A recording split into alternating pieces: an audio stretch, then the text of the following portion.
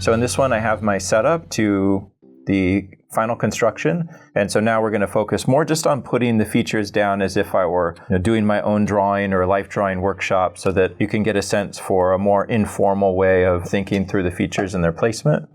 I'll still have all of the, the same parts, perspective setup, but the goal would be, to try to see if we can get a bit more of a softer interpretation of what's there. So here might be my eye, and then I'll still be, as far as adding any form or light and shadow, I'm going to be hatching primarily for these, just because it's the best way to maintain that sense of plane, right? Instead of using too much edge or heavy light and shadow. So let's put our eye shape here. I can still get a sense early that I'm going to probably move that nose a bit. Right, so what I'll want to do in this one is really push the idea of the buildup of perspectives if I'm making changes. And then for my eye, this would be the canthal ligament. Just getting that, thinking about how that attaches there. And then here would be the center, the split. As soon as it comes up, it's going to hit the eye, start to reach around it. So I usually aim for an average, but if you want, you could try to make this more of a specific underplane, right, or top or bottom. I just start as somewhere in the middle, and then I'll build up or down for a thickness. So maybe now we'll build down and get that underplane for the eyelid. But what's really happening is I'm just trying to wrap a band. I'm wrapping a band across a ball, or a long box across a ball, and then developing a corner on it. Right, so that here what we'd have now is this housing, and now that's a combination of the plate and then the fat and skin, and then it comes back.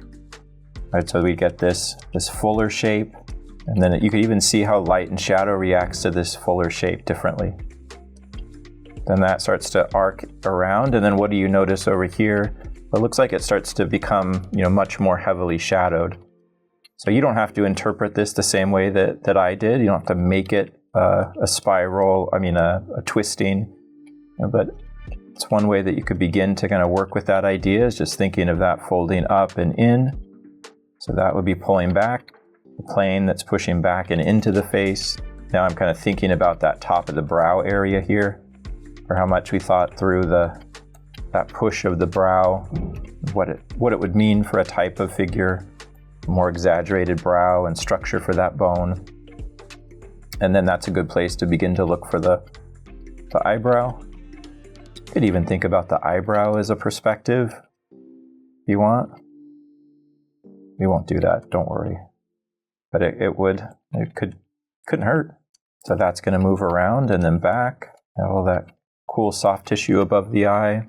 So if I start to work across the face a bit, and let's play around with moving some stuff. Like the keystone it's a little bit softer, like lower in this area. So we could curve it. Again, I always was taught that the best curves are built from straights. So if you have a good idea of the straight construction of a part, it's easier to put in that curve. Maybe I'll raise this. Like that saddle attaches to that keystone much higher. So we'll raise that up a little bit, and I think that's going to help us when we start to move down the nose. Let's grab back. Let's finish this eye first, though. Here's the ellipse of the iris and pupil. Sometimes it's useful, we don't have the other eye visible here, but sometimes I'll put like a little target, just to place the gaze, because it does occasionally happen that, we'll put the eye here and then this one will look that way or look down there or something. So it starts to get a little weird. There's no like precise use to that, but it just helps me to get a gauge or a way to think about where I might be lining them up, and then I'll take a look at them together, see if they look like they're in the right area. Here's the lower lid. So let's bring this across. Comes out, around. So just trying to there push on the shape so that the presence of the eye feels like it's impacting the design of the lid. Comes, hits, wobbles a bit, and then kind of sweeps back with the larger form. So now we could make the connection, hopefully, between plane and value too. It's a good way to lead all of this in towards shading more. And then what's happening under. So this is forward, top plane, pushing back. There's a little bit of that thickness. And so maybe we don't go in and start to explain facial fat. It's not going to aid us if it's a younger person. It's just going to age the face, or likely will age the face. Let's look at the nose. So in the transition up to the nose, I'd see this going to drop back of the socket. And then there's a bit of a curve up, and then it peaks at the saddle. And what I'd see here is, I'm kind of thinking of that plane of the nose, but bringing it up. There's like the saddle has a bit of a break here, like it seems to arch. So that would all be above the nose. And then maybe I'll build this down and back into an understanding of the cartilage. So I'm interested in that. It goes like this and then drops. So that would be something I'd want to maybe try to understand or show in the way that the nose is developed. Maybe that line bothers me, it got too thick. So put that here. So that's hard. And then the rest of this would be soft plane or soft cartilage. And then sometimes, because it's symmetrical, I'll take and just bring that curve, that decision around curve over. So I'm raising that line up, right, because it's peaking, and then I'm matching what I've developed for the contour on the other side. If it helps, you can, this is still a center line. I'm still thinking about the underside, the center and the sides relationship. Here's the end of the nose. So I'll think of this as, it is rounder, but it's relatively kind of sharp. What I like here I'm using is that highlight is a great area of plane change. So I'm kind of thinking over the nose, turning the form, and trying to soften out some of this area of the box. I'm looking at this. This is kind of where my attention is at the moment. But that plane is more of a curve. That curve comes back and then turns into the rounded bell of the back of the nostril. So what's the surface you're making? This is, again, I'm using my guide underneath for the plane change. That's where I'd start to see us. It's not that. This is what I started with because it's easier to see, but really it's something more like this. It's doing the same thing, it's just doing it more slowly or more softly. So instead of that, I would just think my bell shape and use that maybe to curve that harsh transition currently. And now I'm dealing with the underplane of the nose. So before that, do I want to spend a little more time here? But I do kind of bounce around because I don't want to just work one thing and then have it be done because it never feels right. I think especially for thinking of the features, it always helps me to think about the others, the contrasts, the context, how they all kind of think or look together. So maybe here we look a little bit about the malar. Malar fat would start to kind of build off here. This is a form line, so I want to tie it to something. That's the side of that nose there. And then that would start to spread across the face. Do we want to make a big deal of that? Probably not. But where I think it could be useful is maybe out here onto that denture sphere. Right, that would be useful because that line also gives me that form or that plane. This part of his nose is really interesting. So there's that sharp change at the end or plane. Highlight would be around here.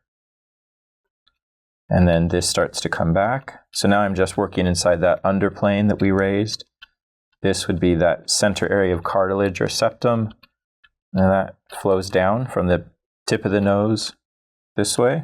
So notice that these lines also just respond to that plane. So I'm almost not thinking at all, which is my goal in life. So that would go back, up. So that's still thickness, right? So width, and then that design comes from here, and then this sweeps around, it becomes the nostril, and then even that has a depth and a thickness, so that could go up this way. So I'm seeing all this is a plane that would be leading to that top portion, and then all of this would be under. Then maybe get a little of it here too. Right, so really trying to make all these differences in plane as clear as I can, so that you see how that buildup of the perspective underneath, right? So I'm trying to just shore up a little bit, comes back later to really impact the way that you're thinking through the smaller parts. So notice how all of this plane, what we could think about here is all of that is casting a shadow into this. So now I get this cast and form shadow. So this becomes a play of surfaces that you could start to discover and work through all of your light and shadow relationships. This would also be slightly darker, just kind of hatch that down. That pulling back. And then from here we could start to think about the parts of the mouth. And so let's jump up and kind of look around the other features, see how they're relating. I don't really have much of that eye to work with. See the bottom of the lash, but I'm kind of interested. Maybe we could soften back this brow. Maybe overdid it a little bit. So here that's the push of that brow. Maybe we soften that forehead. A lot of that's still just the presence of the ball underneath. So what I do in Photoshop is not any different than how I draw traditionally, just really light to progressively darker once I get more and more comfortable with decisions. And then we could work into the mouth. So here's the ball, here's the bottom of that nose. Let's see if we can relate these. Cheek would come from here on this side. How does that relate over here? Where's the mouth? So maybe we'd start with some planes. You think about this would be that philtrum shape. Maybe you could even extend that down and work with that this way. But most important, I would probably want to get the wrapping line. So this one looks too low for me now. So let's bring that up a bit. So where would the lips center be? How would I relate it to that larger form around the denture sphere? Here's that cheek. Maybe I could bring this nostril down a bit. Just like you're a plastic surgeon, you can move these things around and create different facial types. Here's the cut. So there's that recessive area, that philtrum shape. Wrap that back. And then kind of reintroduce it to the ball. Push up over the perspective. I raise my perspective ring. Foreshorten that side a bit. I have to bring my cheek out some. That would be the folding of the malar fat on that other side. I think I could probably sweep this in and up a bit more. Try to look at that center area of the septum. This comes forward and then back. This would be that fullness that we discussed as a result of the buccal fat, maybe. Let's do the same for the lower lip.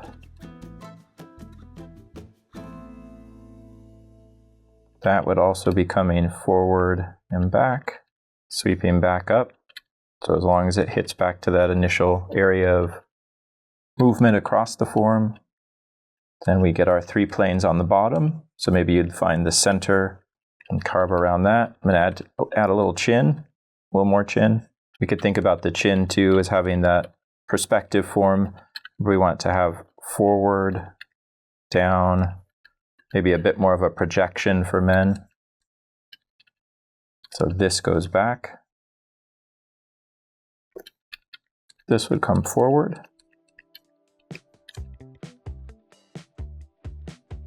Jaw up. So sometimes you could even push that chin in, curve in that chin a little bit so it doesn't have to just be that boxy look. Under the jaw, back of the jaw.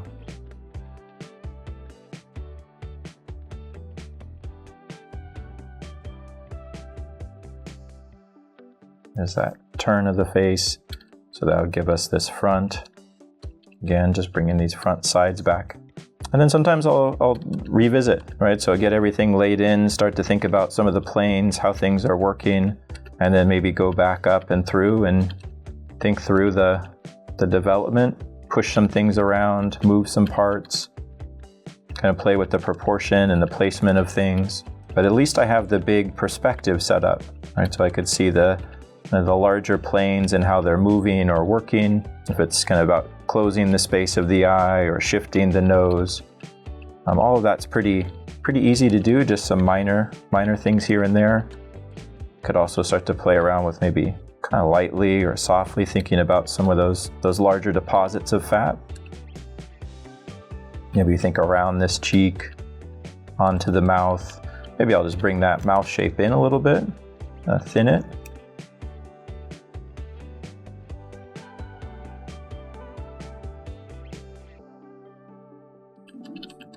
push this up a bit more.